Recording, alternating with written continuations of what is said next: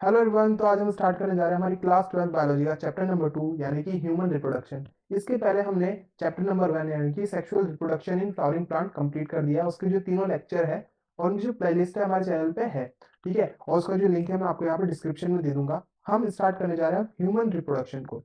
तो बेटा हम इसको एनसीईआरटी के अकॉर्डिंग चलेंगे और जो एनसीईआरटी के थ्योरी है उसको हम डायग्राम के अंदर कन्वर्ट करने की यहाँ पर कोशिश करेंगे, यानी कि थ्योरी को डायग्राम से समझेंगे, ठीक है।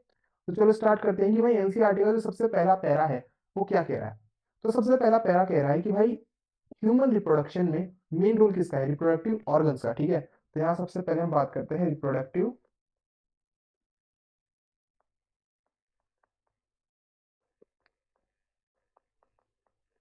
ऑर्गन्स की, ठीक है। सबसे पहले हम बात करते हैं इसके बेटा रिप्रोडक्टिव ऑर्गन्स की। अभी जो रिप्रोडक्टिव ऑर्गन्स है मेल और फीमेल में क्या है, डिफरेंट है। तो यहाँ पर हमारे पास है मेल रिप्रोडक्टिव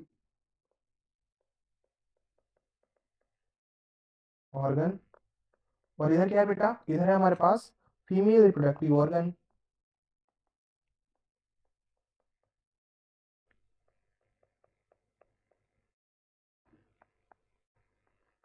ठीक, उधर मेल और इधर फीमेल। अब देखो, मेल में जो रिप्रोडक्टिव ऑर्गन है कौन है, टेस्टिस। और फीमेल में कौन है बेटा, ओवरी, ठीक है।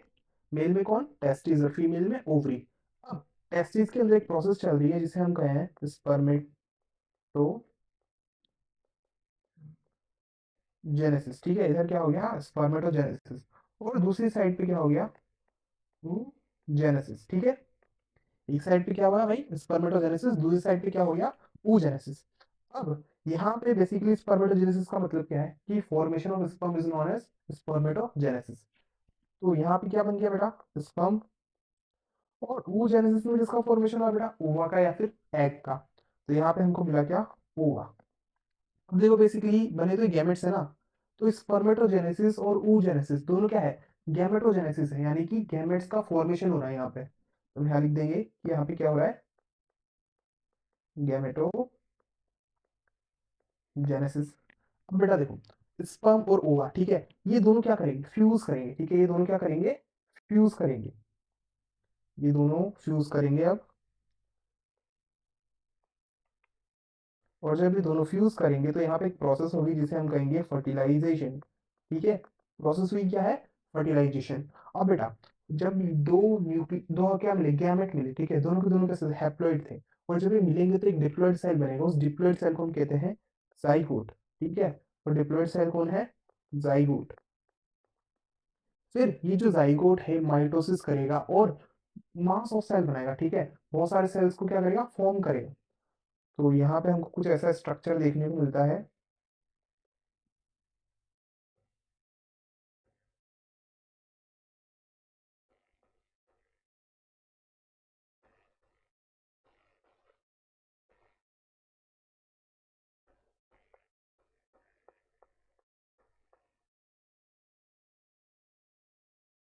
ठीक है, हमको कुछ ऐसा स्ट्रक्चर देखने को मिलता है जिसे हम कहते हैं ब्लास्टोसिस्ट। यानी कि जाइगोट ने आगे किसको फॉर्म किया, ब्लास्टोसिस्ट को, ठीक है बेटा।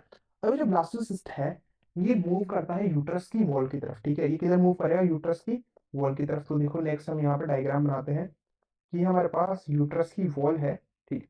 और इधर ये मूव करता करता आया और इससे अटैच हो गया। यानी कि यहाँ पे एक प्रोसेस हुई है जिसे हम कहते हैं इम्प्लांटेशन, ठीक है। तो कौन सी प्रोसेस हुई बेटा यहाँ पर, इम्प्लांटेशन, ठीक है। यहाँ पर क्या हुआ, इम्प्लांटेशन हुआ किसका, इस एम्ब्रियो का। यानी कि कुछ ऐसा हुआ है कि जो ब्लास्टोसिस्ट था वो किसमें कन्वर्ट होता जा रहा है, एम्ब्रियो में। और किससे जाके अटैच हो गया, यूट्रस की वॉल से। तो ये जो अटैचमेंट है इस प्रोसेस को हमने क्या कहा, इम्प्लांटेशन।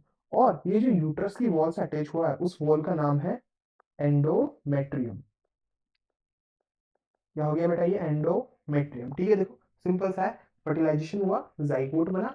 जाइगोट किसमें कन्वर्ट हुआ, ब्लास्टोसिस्ट में। और ब्लास्टोसिस्ट मूव किया और किसमें कन्वर्ट हुआ, एम्ब्रियो में। और एम्ब्रियो जो है यूट्रस की वॉल से अटैच हो गया। यूट्रस की वॉल का नाम क्या है, एंडोमेट्रियम। और जो प्रोसेस हुई है क्या, इम्प्लांटेशन। अब देखो एम्ब्रियो यूट्रस की वॉल से अटैच है और ग्रो करना स्टार्ट करेगा, ठीक है। क्या करेगा, ये ग्रो करना स्टार्ट करेगा।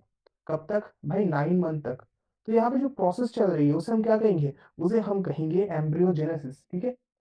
प्रोसेस क्या हुई बेटा यहाँ पर, एम्ब्रियो जेनेसिस। और जो एम्ब्रियो जेनेसिस है कितने महीने चलने वाली है, 9 महीने, ठीक है। कितने महीने चलेगी, 9 महीने। तो 9 महीने के पीरियड है उसको हम कहेंगे जेस्टेशन पीरियड, ठीक है बेटा। क्या कहा उसे, जेस्टेशन पीरियड। कितने टाइम का ये, 9 मंथ।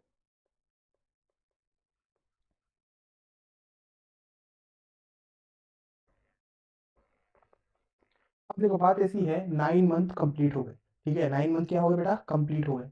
अब कंप्लीट होने के बाद किसका टाइम आएगा, डिलीवरी का, ठीक है। यानी कि अब जो प्रोसेस होगी उसे हम क्या कहेंगे, पार्चुरेशन। तो जेस्टेशन पीरियड को कौन फॉलो करता है, पार्चुरेशन। या फिर आप जैसे सिंपली कह सकते हो डिलीवरी, ठीक है बेटा। या तो आप इसे पार्चुरेशन कह सकते हो, क्या कह सकते हो, डिलीवरी, ठीक है। फिर नेक्स्ट है कि अब जो बच्चा है, जो फीटस है, वो क्या आ चुका है भाई, इस दुनिया में आ चुका है। अब वो जब इस दुनिया में आया तो उसे क्या लगेगी, भूख लगेगी। तो पार्चुरेशन के बाद जो पीरियड स्टार्ट होगा उसे हम कहते हैं लैक्टेशन पीरियड या फिर फीडिंग टाइम, ठीक है, फीडिंग पीरियड। तो पार्चुरेशन के बाद क्या आया भाई, लैक्टेशन पीरियड। और ये जो लैक्टेशन पीरियड है वेरी करता है, और हम एक बेसिक नंबर लेते हैं, वो है 6 मंथ, ठीक है। कितने टाइम का है ये भाई, 6 मंथ। तो ये हमारे पास पूरा क्या हो गया भाई, हमने सिस्टमेटिक वे में लिख लिया जो हमारा पहला पैराग्राफ एनसीईआरटी का, कि मेल और फीमेल रिप्रोडक्टिव ऑर्गन्स है, इधर कौन टेस्टिस, इधर ओवरी। दोनों में गेमेटोजेनेसिस हुई, एक में स्पर्म बना, एक में ओवा बना। दोनों फ्यूज हुए, क्या हुआ, फर्टिलाइजेशन। फर्टिलाइजेशन किसका फॉर्मेशन हुआ, जाइगोट का। और जो जाइगोट था, ठीक है, जाइगोट आगे जाके कन्वर्ट हुआ ब्लास्टोसिस्ट में। ब्लास्टोसिस्ट एंडोमेट्रियम से आके कनेक्ट हुआ या फिर उनका इम्प्लांट हुआ। फिर प्रोसेस हुई कौन, एम्ब्रियोजेनेसिस।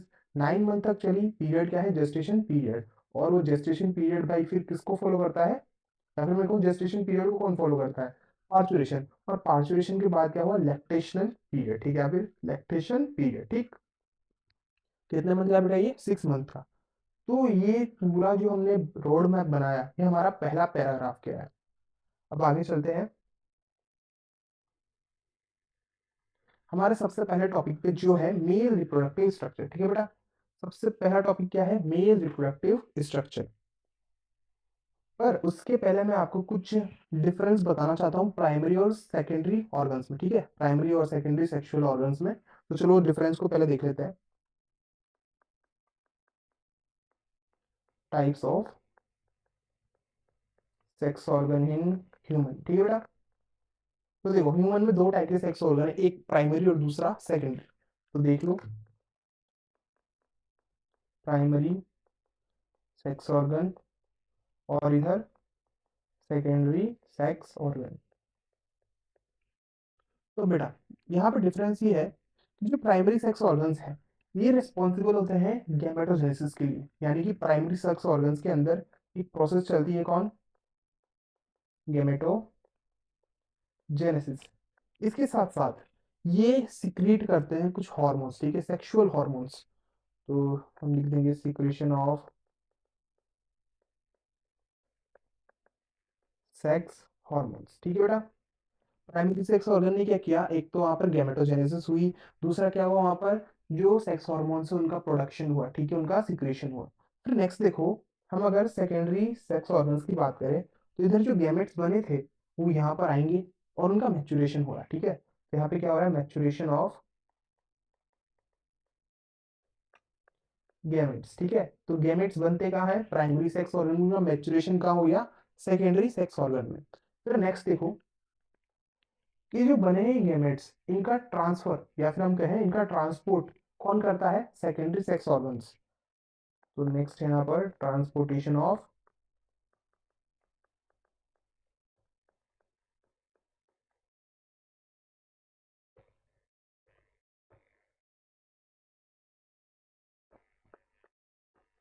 गैमेट, ठीक है बेटा।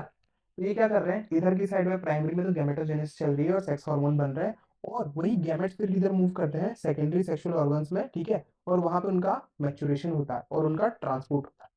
दोनों के बीच में ये डिफरेंस है। और अगर आप इनके एग्जाम्पल देखो, तो इधर आ जाएंगे टेस्टिस और ओवरी। और इधर की साइड पे एपिडिडाइमिस, वासा डिफरेंशिया, वासा डिफरेंशिया, बहुत सारे एग्जाम्पल हम आगे देखेंगे। पर दो के नाम लिख लो, एक तो एपिडिडाइमिस और रेटेटेस्टिस, ठीक है, यहाँ पर दो ही याद रखो, बस सफिशियंट है। अब हम बढ़ते हैं मेल रिप्रोडक्टिव स्ट्रक्चर पे। तो यहाँ हमारे पास टॉपिक आ चुका है कौन, मेल रिप्रोडक्टिव सिस्टम कहो या फिर स्ट्रक्चर कहो। अब बेटा इसको हम डायग्राम्स देखने वाले हैं, ठीक है, हमारी एनसीईआरटी में जो पूरा पैरा दिया हुआ है, ठीक है, आगे के पेज और पीछे वाला पेज, तो हम पूरे को सिर्फ डायग्राम से देखेंगे। क्लियर है? तो चलो स्टार्ट करते हैं। हम सबसे पहले मेल रिप्रोडक्टिव स्ट्रक्चर का डायग्राम बनाते हैं।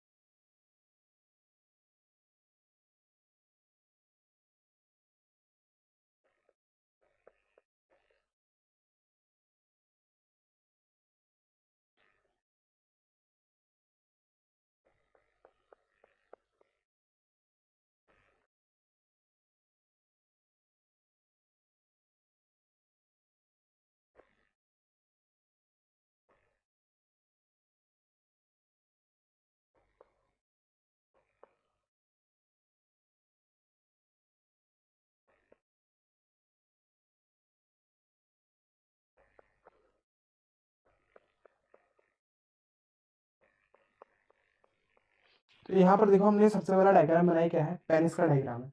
फिर नेक्स्ट हम यहाँ पे बनाएंगे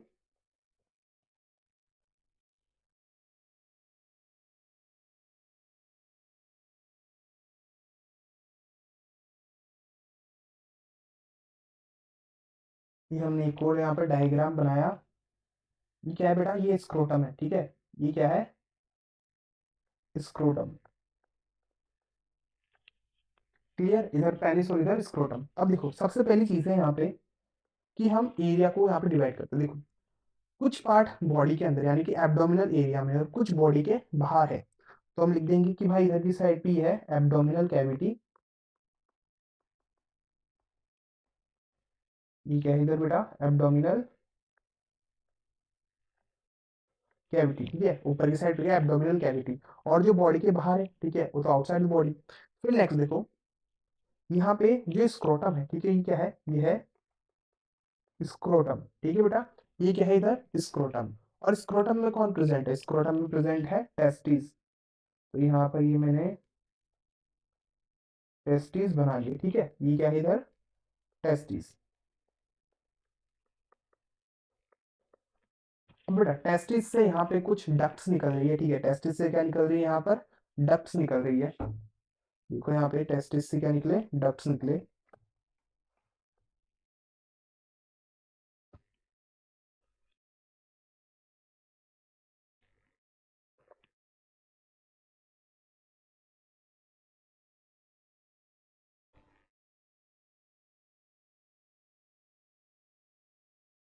ठीक है, ये देखो टेस्टिस से क्या निकल रही है भाई, डक्ट्स निकल रही है। अब ये डक्ट्स है, ये आगे मूव कर रही है और इधर जा रही है, और इनको बीच में मिली क्या, एक ग्लैंड मिली, ठीक है, और ये आगे मूव किए, और ये आगे जाके कनेक्ट हो गए किससे, एक दूसरी डक्ट से। अब इतने वाले पार्ट को पहले हम लेबल कर लेते हैं। तो देखो सबसे पहले टेस्टिस, टेस्टिस किसमें, स्क्रोटम में।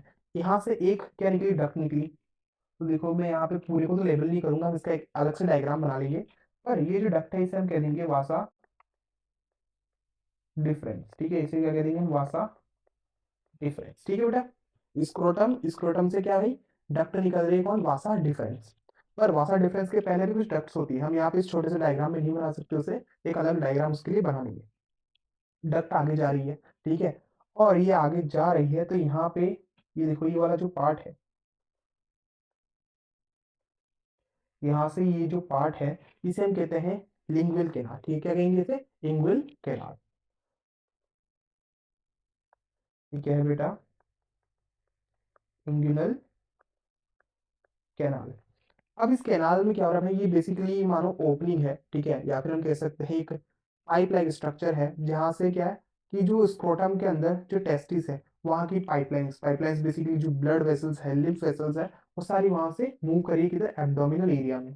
तो यहाँ पे वो सब मिलके कोड लाइक स्ट्रक्चर बनाती है।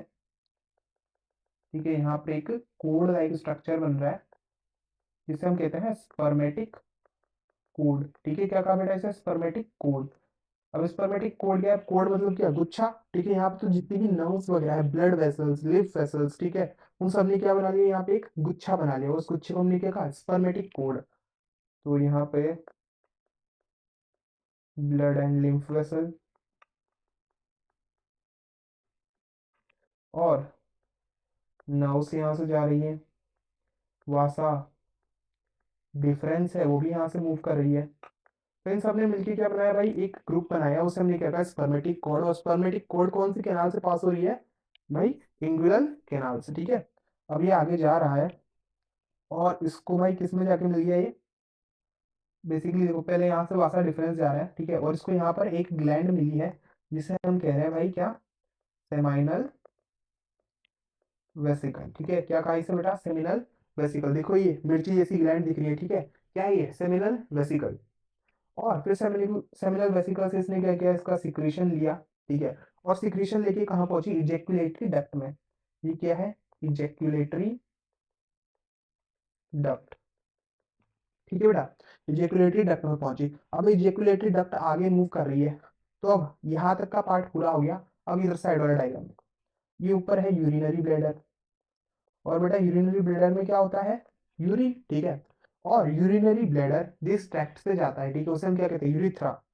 तो ये क्या है इधर? इसको हम इधर ले लेते हैं,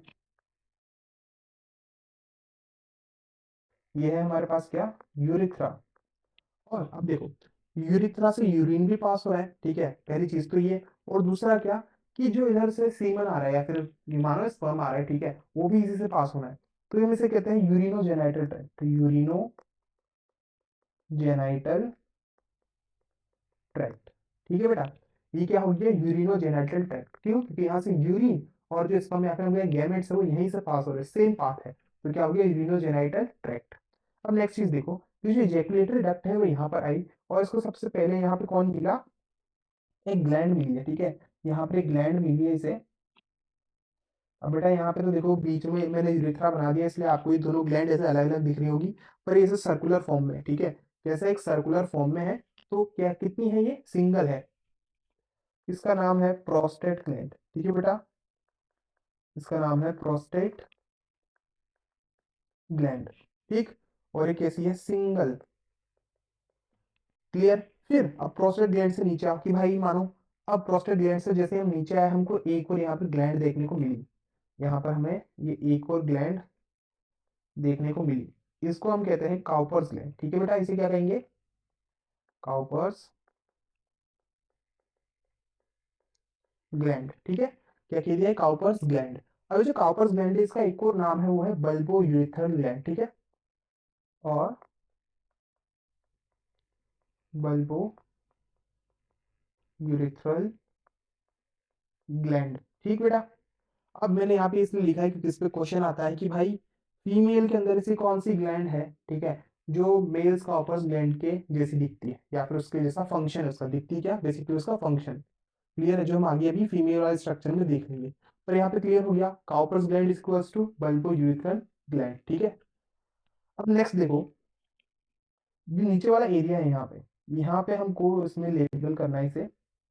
तो जो इसका एंड है, एंड को हम क्या कहते हैं? Glans penis. ठीक है, पेनिस के एंड को क्या कहते हैं भाई? Glans penis. ठीक, और ये एक स्किन की लेयर से कवर होता है जिसे हम कहते हैं फोर स्किन। यहाँ पे क्या है? ये फोर स्किन। तो भाई ग्लांस पेनिस किससे कवर्ड है? फोर स्किन से। ठीक बेटा, तो नेक्स्ट देखो यहाँ पे ओपनिंग है, यूरिथ्रा की क्या है ओपनिंग, तो हम इसे कहते हैं यूरिथ्रल ऑरिफाइस, ठीक है, इसे क्या कहा यूरिथ्रल ऑरिफाइस, या फिर आप इसे यूरिथ्रल मीटस भी कह सकते हो, ठीक है।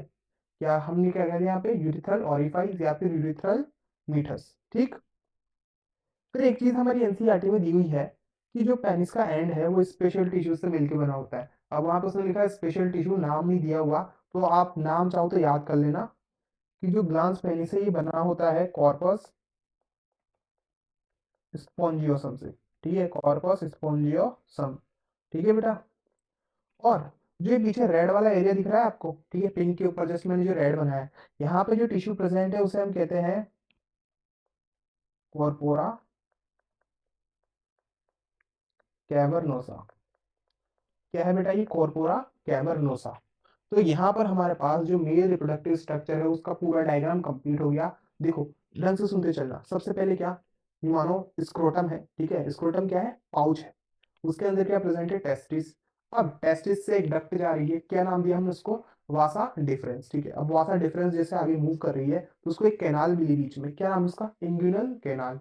और इंग्यूनल कैनाल में एक गुच्छा है, किस किस का गुच्छा, ब्लड वेसल्स का, लिम्फ वेसल्स का, वो सारी वहां से मूव कर रही है। तो बेटा ये जो ग्रुप बना है, ये जो कोड बनी है इसे हमने क्या कहा स्पर्मेटिक कोड। अब स्पर्मेटिक कोड आगे जा रही है, ठीक है, और जैसे आगे मूव करती जा रही है तो मानो इसको बीच में यूरिनरी ब्लैडर की जो क्या कहते हैं उसे, हमारे पास मानो यूरिनरी ब्लैडर है, वहां से ये लूप कर रही है, यानी कि लूप बना रही है, उसके ऊपर से निकलती हुई जा रही है, ठीक। तो वासा डिफरेंस आगे गई, उसने वहां पे एक लूप फॉर्म किया, और आगे जाकर उसको एक डक्ट मिली, सॉरी डक्ट क्या ग्लैंड मिली। ग्लैंड का नाम क्या है भाई सेमाइनल वेसिकल। वहां से उसने उसका सिक्रीशन लिया, फिर वो आगे मूव कर रही है किधर यूरेथ्रा की तरफ, वहां पर उसे कौन मिला, वहां पर उसे पहली ग्लैंड मिली, कौन प्रोस्टेट ग्लैंड, ठीक है। प्रोस्टेट ग्लैंड कैसी है सिंगल है।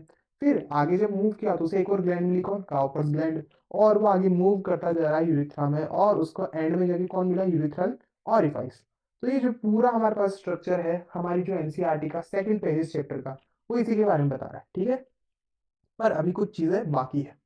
फिर नेक्स्ट चीज देखो कि वहां पर उसने कहा कुछ स्पेशल टिश्यूज है जो पेनिस के एंड को फॉर्म कर रहे हैं, तो भाई वो क्या है, यहाँ पर कॉर्पस स्पोंजियोसम, ठीक। और कैवर्नोसम मैंने एक्स्ट्रा में लिख दिया है, आपको भाई ये याद करना तो ठीक, नहीं करना कोई बात नहीं, बस ये उन बच्चों के लिए जिनको कुछ एक्स्ट्रा चाहिए होता है, ठीक है। फिर नेक्स्ट देखो यहाँ पे हम इसमें आगे बढ़ते हैं।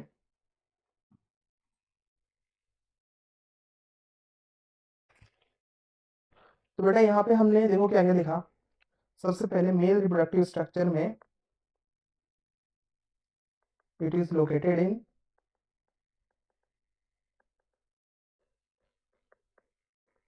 पेल्विक रीजन, ठीक है। कहाँ पर मिलेगा भाई ये पेल्विक रीजन, ठीक है, जो नीचे वाला रीजन है यहाँ पर मिलेगा। फिर नेक्स्ट देखो यहाँ पे क्या है, हमारे पास पेयर ऑफ टेस्टिस है, और पेयर ऑफ टेस्टिस, ठीक है बेटा। तो पेयर ऑफ टेस्टिस, टेस्टिस क्या है प्राइमरी सेक्स ऑर्गन, ठीक है, टेस्टिस क्या है प्राइमरी सेक्स ऑर्गन, ठीक है। फिर नेक्स्ट देखो हमें यहाँ पर एसेसरी डक्ट्स मिलेंगी, ठीक है। अब ये डक्ट्स के नाम यहीं पे याद कर लेना, आगे काम आएंगे, जैसे हमने वासा डिफरेंस की बात की उसकी तरह और भी डक्ट्स है। तो देखो एसेसरी डक्ट, सबसे पहले रेटेटेस्टिस, रेटेटेस्टिस की बाद आती है वासा इफरेंशिया, वासा इफरेंशिया के बाद आता है एपिडिडाइमिस, और बेटा एपिडिडाइमिस के बाद आता है वासा डिफरेंस। तो जो हमने वासा डिफरेंस पढ़ी थी ना उसके पहले भी तीन डक्ट होती है, कौन, सबसे पहले हमारे पास रेटेटेस्टिस, फिर वासा इफरेंशिया, फिर एपिडाइमिस, फिर वासा डिफरेंस, ठीक। नेक्स्ट थर्ड नंबर पे देखो एसेसरी ग्लैंड, एसेसरी ग्लैंड हमने डायग्राम के अंदर सारी लिख दी है। तो सबसे पहली थी सेमाइनल वेसिकल, फिर नेक्स्ट थी यहाँ पर प्रोस्टेट, और थर्ड थी हमारे पास काउपर्स ग्लैंड, ठीक है। और बेटा काउपर्स ग्लैंड का एक और नाम है बल्बो यूरिथ्रल ग्लैंड। फिर नेक्स्ट देखो सेमाइनल वेसिकल पेयर में प्रेजेंट है, प्रोस्टेट ग्लैंड सिंगल है, और काउपर्स ग्लैंड भी क्या है भाई पेयर में प्रेजेंट है। इतने में कोई डाउट है क्या, ठीक है। एसेसरी ग्लैंड भी यहाँ पर पूरी हो गई। फिर next external genitalia. External genitalia, बेटा एक्सटर्नल जेनाइटेलिया क्या, ऐसे ऑर्गन जो बॉडी के बाहर प्रेजेंट, तो बॉडी के बाहर क्या था, एक तो क्या पेनिस, तो दूसरा स्क्रोटम, ठीक है, पेनिस और स्क्रोटम। अभी हमने जो डायग्राम बनाया उसमें हमने देखा ना भाई, एब्डोमेन में कौन कौन और एब्डोमेन के बाहर कौन प्रेजेंट है, तो एब्डोमेन के बाहर ये दोनों प्रेजेंट है। चलो हम आगे चलते हैं। अब जो मैंने कहा था भाई टेस्टिस का डायग्राम यहाँ पे छोटा बना है, इतना हम यहाँ पे इसमें समझ नहीं पाएंगे, ठीक है। तो अब टेस्टिस के बारे में जानते हैं, ठीक।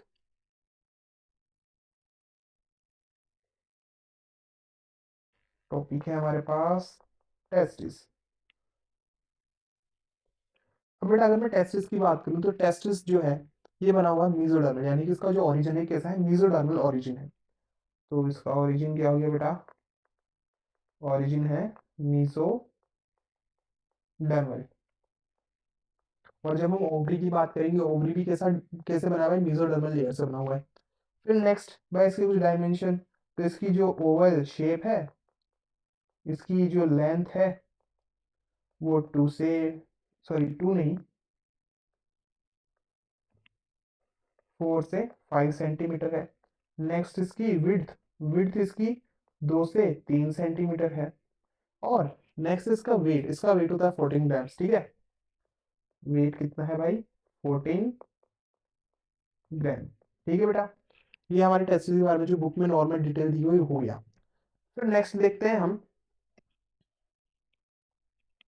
कि जो टेस्टिस है, टेस्टिस में यहाँ पे मैं एक डायग्राम बनाता हूँ, जैसे कि मानो टेस्टिस है, टेस्टिस के अंदर इस तरह के कंपार्टमेंट्स बने हुए हैं, ठीक है। इस तरह के क्या बने हुए हैं, कंपार्टमेंट्स बने हुए हैं।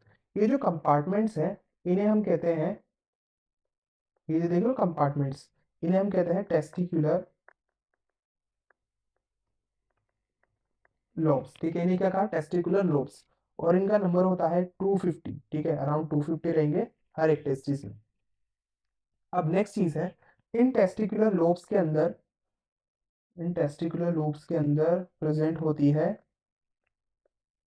कुछ ट्यूब्यूल्स, ठीक है, ये ट्यूब्यूल्स। इन ट्यूब्यूल्स को हम कहते हैं बेटा सेमिनिफेरस ट्यूब्यूल्स, ठीक है।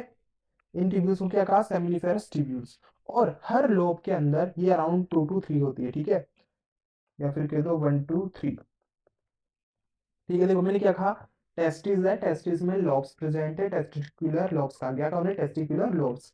और हर टेस्टिकुलर लॉब में क्या प्रेजेंट है, सेमिनिफेरस ट्यूब्यूल्स, ठीक है।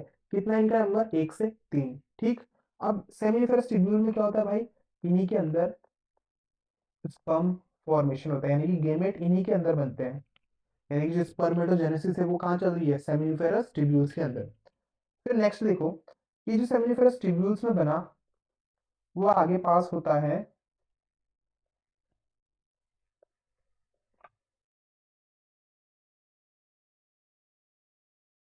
इन डक्ट्स में, ठीक है। वो कहाँ गया, इन डक्ट्स में। फिर इन डक्ट्स के बाद जो स्पर्म है वो एक एरिया में आता है, और फिर इस एरिया से वो आगे जाएगा। मैं पूरा डायग्राम बना लेता हूँ।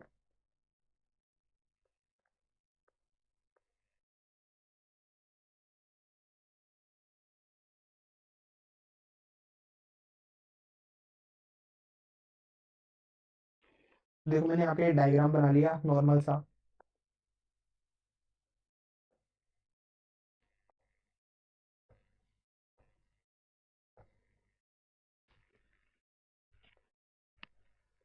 तो बेटा देखो सबसे पहले क्या, टेस्टिस है, टेस्टिस के अंदर टेस्टिकुलर लोब्यूल्स है, ठीक है। लोब्स है कितने, 250। उनके अंदर क्या प्रेजेंट है, सेमिनिफेरस ट्यूब्यूल, कितनी, 1 से 3। सेमिनिफेरस ट्यूब्यूल में क्या चल रहा है, स्पर्मेटोजेनेसिस, यानी कि स्पर्म बन रहे हैं। अब हर ट्यूब्यूल में क्या बने, स्पर्म बने, और फिर पास हो रहे हैं एक डक्ट में। उस डक्ट को हम यहाँ पे कहेंगे ट्यूबुलाई रेक्टाई, ठीक है बेटा। क्या कहा उसे, ट्यूबुलाई रेक्टाई। फिर सारी ट्यूबुलाई रेक्टाई का जो सीक्रेशन है दूसरी डक्ट में जाएगा, ठीक है। और इस दूसरी डक्ट का नाम है रेटेटेस्टिस, रेटेटेस्टिस, ठीक है बेटा। ट्यूबुलाई रेक्टाई के पास में गया रेटेटेस्टिस में। फिर रेटेटेस्टिस से जो सीक्रेशन है वो किसी दूसरी डक्ट में जाएगा। तो वो दूसरी डक्ट कौन है, वो है हमारी वासा इफरेंशिया। वासा इफरेंशिया, ठीक है बेटा। नेक्स्ट क्या है, वासा इफरेंशिया। फिर वासा इफरेंशिया से जितना भी सीक्रेशन है किसमें आया, एपिडिडाइमिस में। तो आपको जो स्ट्रक्चर दिख रहा है पूरा, ये क्या है, एपिडिडाइमिस, ठीक है। ये क्या है, एपिडिडाइमिस। फिर एपिडिडाइमिस में देखो सारा सीक्रेशन नीचे जाएगा, यानी कि उसके नीचे वाले पार्ट तक जाएगा। फिर नीचे वाले पार्ट पे जाके इसको यहाँ पर कौन मिलने वाला है, इससे यहाँ पर मिलने वाली है दूसरी डक्ट, इसका नाम है वासा डिफरेंस। तो देखो, ये हमने एक नॉर्मल सा डायग्राम बना लिया, ठीक। टेस्टिकुलर लोब, ट्यूबुलाई रेक्टाई, ट्यूबुलाई रेक्टाई से कौन आया, रेटेटेस्टिस, रेटेटेस्टिस के बाद वासा इफरेंशिया, वासा इफरेंशिया के बाद कौन आ गया भाई यहाँ पे, एपिडाइमिस। एपिडाइमिस की जो लोअर पार्ट है वहां तक कौन जा रहा है, सिक्रेशन जा रहा है, फिर उसको कौन मिला, वासा डिफरेंस, ठीक। तो इस तरह से जो हमने बताया ये क्या है भाई, स्पर्म कहाँ बना और उसका फ्लो कैसे कैसे हो रहा है, उसका पूरा पाथ हमने यहाँ पे डायग्राम में बना दिया। चलो इसको लिख भी लेते हैं क्योंकि इस पे क्वेश्चन बनता है। तो हम यहाँ पे लिख लेंगे फ्लो ऑफ स्पर्म, ठीक है बेटा। ये क्या है, फ्लो ऑफ स्पर्म। अब तो देखो, सबसे पहले क्या था कि भाई सेमिनिफेरस ट्यूब्यूल है, कितनी है ये, 1 से 3। सेमिनिफेरस ट्यूब्यूल में भाई क्या बने, भाई स्पर्म बने। स्पर्म फिर किधर गए, ट्यूबुलाई रेक्टाई में, ठीक है। ये हमारी एनसीईआरटी ने नहीं दिया अभी वाला नाम, ठीक है। ट्यूबुलाई रेक्टाई एनसीईआरटी के अंदर नहीं है। फिर ट्यूबुलाई रेक्टाई के बाद ही किधर पास हुए, ये पास हुए भाई रेटेटेस्टिस, किधर, रेटेटेस्टिस। रेटेटेस्टिस के बाद किस में गए ये, रेटेटेस्टिस के बाद गए वासा इफरेंशिया, ठीक है। वासा इफरेंशिया। और बेटा वासा इफरेंशिया के बाद किस में जाएंगे, वासा इफरेंशिया के बाद एपिडिडाइमिस, ठीक है। एपिडिडाइमिस। और एपिडिडाइमिस के बाद इधर मूव करेंगे वासा डिफरेंस, ठीक है। फिर नेक्स्ट देखो, वासा डिफरेंस के बाद किस में गए, इजेक्युलेटरी डक्ट में। जब इजेक्युलेटरी डक्ट में गए तो इनको यहाँ पर भाई डिफरेंट ग्लैंड्स की क्या मिले, सिक्रीशन मिले। और फिर नेक्स्ट ये कहाँ पहुंचे, यूरेथ्रा में। और यूरेथ्रा के बाद यूरेथ्रल ऑरिफाइस, ठीक है। तो ये जो हमने पूरा लिखा है क्या है, फ्लो ऑफ स्पर्म है, बनने से लेके यूरेथ्रल ऑरिफाइस तक उसके पूरा जो पाथ है वो हमने यहाँ पे लिख लिया, ठीक है। तो प्रोडक्शन से लेके भाई कहाँ तक उसका जो पाथ है वो पूरा यहाँ पे कंप्लीट हो गया, आपका क्वेश्चन भी यहाँ पे पूरा हो गया। फिर नेक्स्ट अब आगे चलते हैं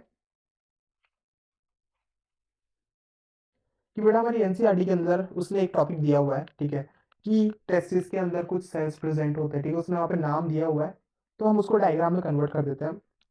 तो टेस्टिस का ट्रांसफर सेक्शन लेते हैं, ट्रांसफर सेक्शन ऑफ टेस्टिस, ठीक है। और कहाँ से लेंगे भाई, सेमिनिफेरस ट्यूब्यूल के पार्ट से, ठीक है, क्योंकि स्पर्म कहाँ बन रहा है, सेमिनिफेरस ट्यूब्यूल पे, फ्रॉम सेमिनिफेरस ट्यूब्यूल, ठीक है बेटा। तो अब देखो यहाँ पे सेमिनिफेरस ट्यूब्यूल का मैं यहाँ पे स्ट्रक्चर बना रहा हूँ। बेसिकली सेमिनी एक लोब है, ठीक है, एक लोब है।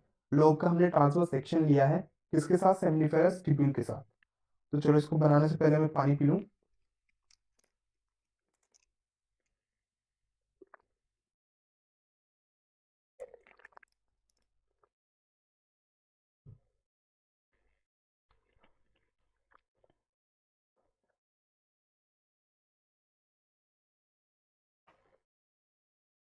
तो देखो ये मैंने ट्रांसफर सेक्शन ले लिया। अब यहाँ पे मेरे को सबसे पहले बनाना है सेमिनिफेरस ट्यूब्यूल। तो ये लो मैंने सेमिनिफेरस ट्यूब्यूल बनाई।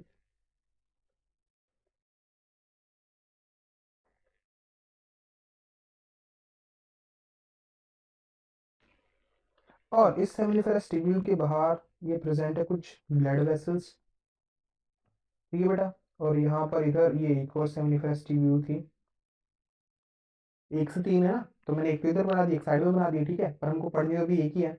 ये बाहर ब्लड वेसल्स प्रेजेंट है, और यहाँ पे कुछ एक्स्ट्रा सेल्स प्रेजेंट है ये, और एक यहाँ पे ये फ्लूइड प्रेजेंट। बस ये टेस्टिस का हमने एक ट्रांसफर सेक्शन लिया, ठीक है। अब इसमें पढ़ते हैं और पूरी प्रोसेस को देखते हैं। तो पहले लेवल कर लो, ये क्या है, ये है सेमिनिफेरस ट्यूब्यूल। ठीक है बेटा, ये क्या है, सेमिनिफेरस ट्यूब्यूल। और सेमिनिफेरस ट्यूब्यूल की बात कर ली हमने, अब इसके बाहर की साइड पहले देखते हैं। इसके बाहर कौन प्रेजेंट है, ये ब्लड वेसल, और ये है हमारे पास मैक्रोफेज या फिर इम्यूनो कॉम्पिटेटिव सेल्स। ठीक है, और फिर नेक्स्ट चीज देखो, यहाँ पे एक लिक्विड प्रेजेंट है, ठीक है, या फिर हम कहें एक फ्लूइड प्रेजेंट है। और बेटा इस फ्लूइड को हम कहते हैं इंटरस्टिशियल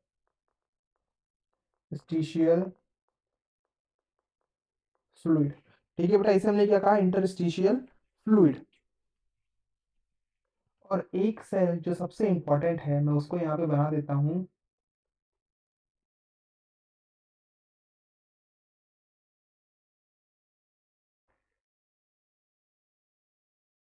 ये मैंने यहाँ पे एक सेल और बनाया, इसे हम कहेंगे लीडिंग सेल, लीडिंग सेल, या फिर आप इसे कह सकते हो क्या, इंटरस्टिशियल सेल। ठीक है, लीडिंग सेल या फिर इंटरस्टिशियल सेल। तो चलो, हमने क्या देखा कि वह सेमिनिफेरस ट्यूब्यूल है, उसको छोड़ो।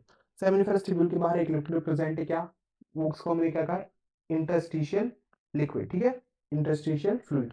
इंटरस्टिशियल फ्लूइड में देखो क्या क्या प्रेजेंट है, एक तो ब्लड वेसल हो गया, दूसरा मैक्रोफेज हो गया, तीसरे लीडिंग सेल। ये तीन सेल कहाँ प्रेजेंट है भाई, इंटरस्टिशियल फ्लूइड में, उसके साथ में कौन है यहाँ पे, हमारी सेमिनिफेरस ट्यूब्यूल। अब बेटा सेमिनिफेरस ट्यूब्यूल में बढ़ने से पहले एक चीज देखो, कि जब प्यूबर्टी की एज आती है, ठीक है, यानी कि भाई अब स्पर्म का प्रोडक्शन है होना स्टार्ट हो गया, यानी कि स्पर्म इसके पहले नहीं बन रहे थे और अब इनका प्रोडक्शन स्टार्ट हुआ है। तो उस टाइम पे क्या होता है, हमारी बॉडी के अंदर कुछ हार्मोन्स का सिक्रीशन होना स्टार्ट होता है, जैसे कि टेस्टोस्टेरोन।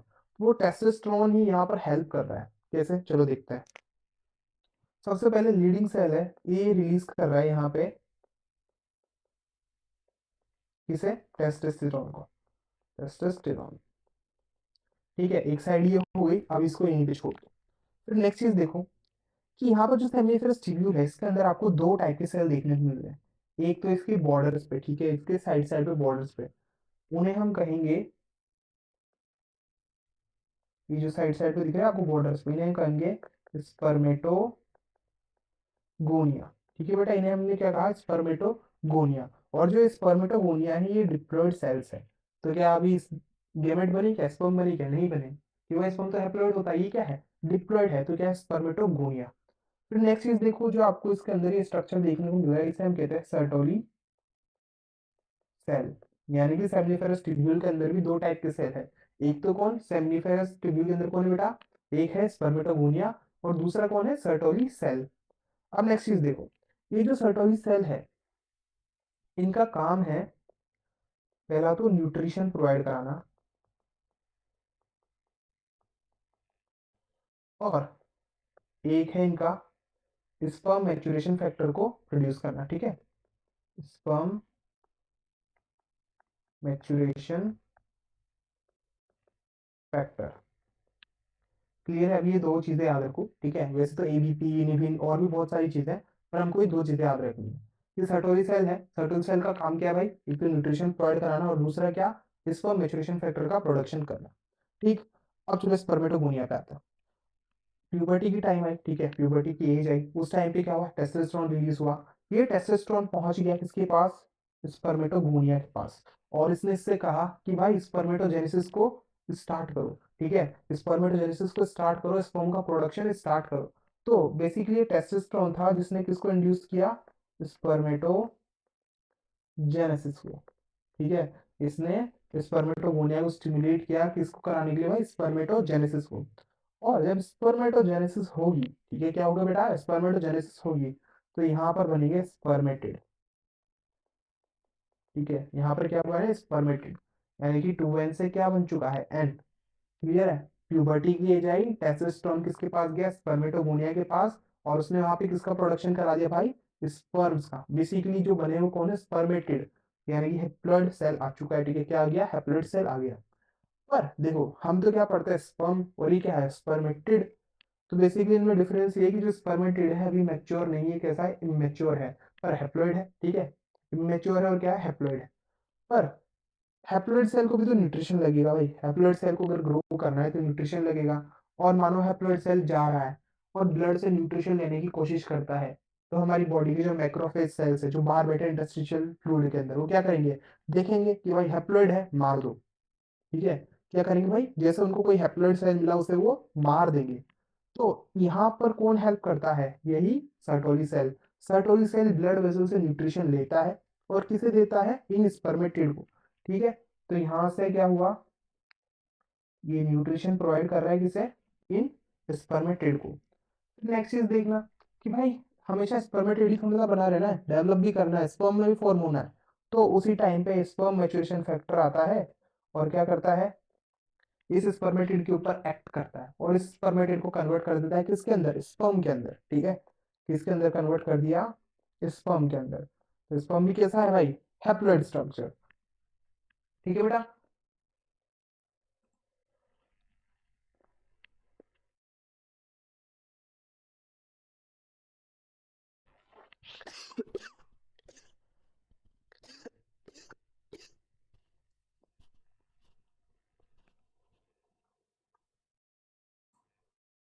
क्लियर हो गया इतना, कि जब प्यूबर्टी की एज आई, टेस्टोस्टेरोन ने किसके ऊपर एक्ट किया, स्पर्मेटोगोनिया के ऊपर, उससे क्या बनवा है, स्पर्मेटिड बना है। स्पर्मेटिड अभी कैसा है बेटा, इमैच्योर, इमैच्योर। और इन इमेच्योर को मैच्योर किसने कराया, सर्टोली सेल ने, जो क्या रिलीज किया, स्पर्म मैच्योरेशन फैक्टर। वो गया इनके पास, स्पर्मेटिड के पास, और इनको किसमें कन्वर्ट कर दिया, स्पर्म के अंदर।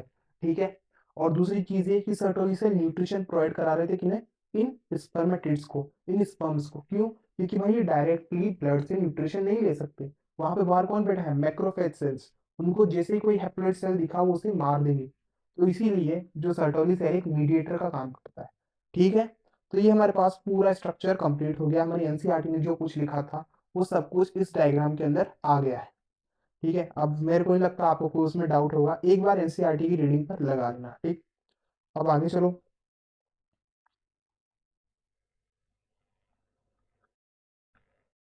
अब मैं यहाँ पे जितने भी हमने पढ़ा ना अभी तक, उन सबको मैं लिखता जा रहा हूँ और रिवाइज कर लेना एक बार। ठीक, तो सबसे पहला है फंक्शन ऑफ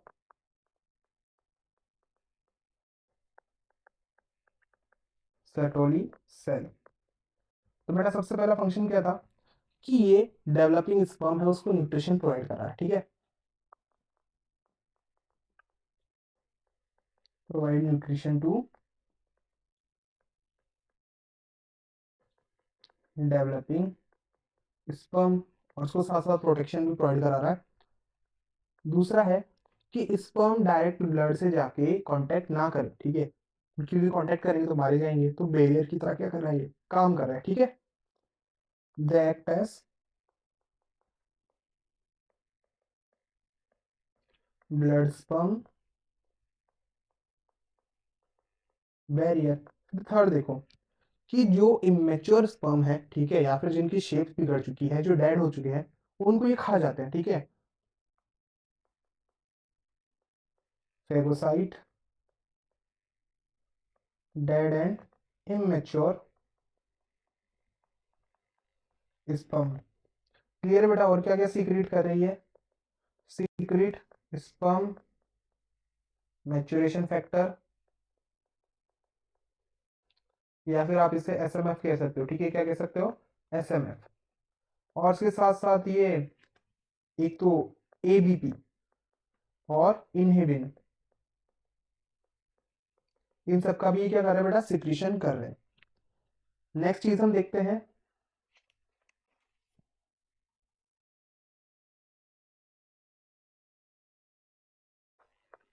एपिडिडाइमिस। तो बेटा जो एपिडिडाइमिस है, हमने बात की क्या है, एक डक्ट है जिसको क्या क्या कर रहा है, वो स्पर्म को लेके जा रहा है। तो अगर हम बात ऐसी करें कि कोई पर्सन है, उसमें हमने टेस्ट से डायरेक्ट स्पर्म निकाला, तो क्या फंक्शनल रहेगा, ठीक है, क्या हम उससे फर्टिलाइजेशन करा सकते हैं, तो उसका आंसर है नहीं। स्पर्म को फंक्शनल मैच्योरिटी के लिए एपिडिडाइमिस से पास होना पड़ेगा। तो हम लिख देते हैं,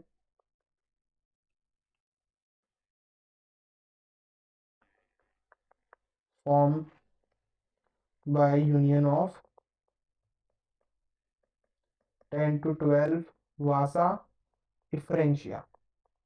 कि भाई डिफरेंशिया तो एपिडाइमिस के बाद है ना, तो जब 10-12 डिफरेंशिया मिलेंगी तब क्या बना भाई, एपिडाइमिस बना। और नेक्स्ट है कि इस काम क्या है इसका, एक तो storage, functional maturation of sperm. तो देखो स्पर्म मैच्योरेशन फैक्टर जो था उसने तो स्पर्मेटिड को स्पर्म में कन्वर्ट कर दिया, पर अभी उसके पास फंक्शनल मैच्योरिटी नहीं है।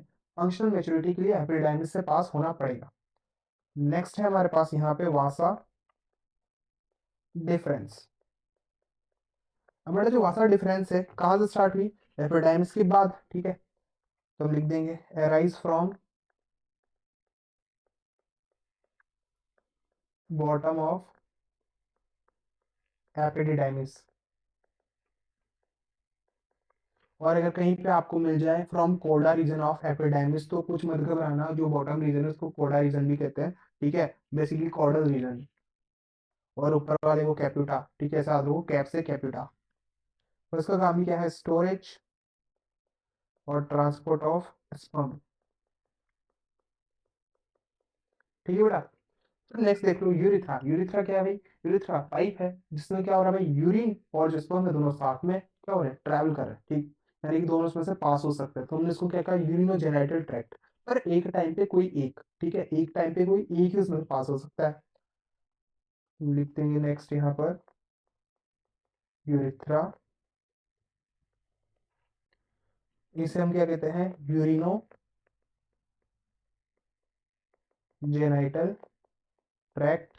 और मेल के अंदर इसकी जो हम कहें लेंथ वो होती है अराउंड 20 सेंटीमीटर। अब देखो इसकी लेंथ ज्यादा है तो मेल के अंदर जो हम कहते हैं ना कि भाई यूरिनरी ट्रैक्ट इन्फेक्शन, ठीक है, वो होने के चांसेस बहुत कम होते हैं। चलो फिर आगे चलते हैं, ग्लैंड्स की बात करते हैं। यहाँ पे हमारे पास ग्लैंड्स में सबसे पहले है सेमाइनल वेसाइकल। तो बेटा जो सेमाइनल वेसाइकल है, ठीक है, ये स्पर्म के या फिर मैं कहूँ सीमन, उसके 60 to 70% जो कंटेंट है वो उसमें क्या करती है, अपना परफॉर्म करती है। बेसिकली क्या है कि मानो जो सीमन है उसका जो पूरा मीडियम कैसा एल्कलाइन है।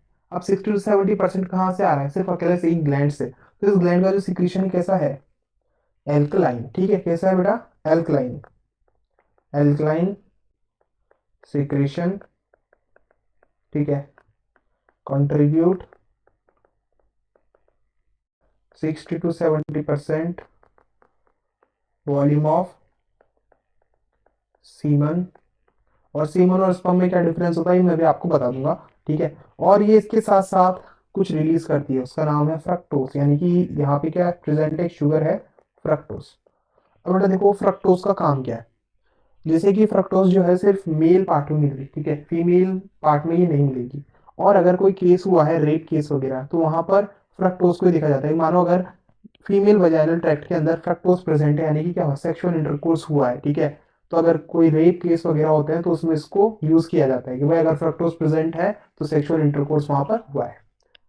चलो फिर नेक्स्ट है यहाँ पे फेमाइनल वेसिकल के बाद प्रोस्टेट ग्लैंड। अब बेटा जो प्रोस्टेट ग्लैंड है ये यहाँ पर सिक्रेट कर रही है कैल्शियम एंड फॉस्फेट। और फिर थर्ड नंबर पे है हमारे पास काउपर्स ग्लैंड, ठीक है बेटा। नेक्स्ट क्या है, काउपर्स ग्लैंड। अब ये जो काउपर्स ग्लैंड है इसका एक और नाम है बल्बो यूरिथ्रल ग्लैंड, ठीक है बेटा। नेक्स्ट इसका दूसरा नाम क्या है, बल्बो यूरिथ्रल ग्लैंड। अब ये जो बल्बो यूरिथ्रल ग्लैंड है इसका मेन काम क्या है कि जो पेनिस का एंड है, जो हमने कहा ग्लांस पेनिस, उसको ये लुब्रिकेट करता है, ठीक है, इसका काम क्या है, लुब्रिकेट एंड ऑफ पेनिस, ठीक है। तो यहाँ पर इनका जो फंक्शन था वो हमने देख लिया, इससे ज्यादा हमारे एनसीईआरटी के अंदर कुछ नहीं दिया हुआ इसमें, ठीक है, कुछ एक्स्ट्रा भी था जो हमने यहाँ पर कवर कर लिया। फिर एक चीज देख लो कि जो सीमन है, सीमन क्या होता है, तो सीमन होता है स्पर्म प्लस सेमाइनल प्लाज्म। देखो बेटा स्पर्म तो टेस्टिस से बन के आया, ठीक है। और जो सेमाइनल प्लाज्म में तो जो 3 ग्लैंड्स हमने पढ़ी क्या, एक तो सेमाइनल वेसिकल, प्रोस्टेट ग्लैंड और कार्पस ग्लैंड। तो इन तीनों का जो सिक्रीशन प्लस स्पर्म, उसी को हम कहते हैं सीमन, ठीक है। और जो सेमाइनल वेसिकल थी वो 60 to 70% कंट्रीब्यूट कर रही है, और उसका मीडियम अगर एल्कलाइन है तो सीमन का भी मीडियम कैसा होगा, एल्कलाइन। तो लिख देंगे स्लाइटली एल्कलाइन, ठीक है। पीएच कितनी होगी इसकी, 7.2 से लेके 7.7, ठीक है। और सिंगल इजेकुलेशन के अंदर जो मेल है वो 2 से लेके 5 ml स्पर्म या फिर मेरे को सीमन क्या है,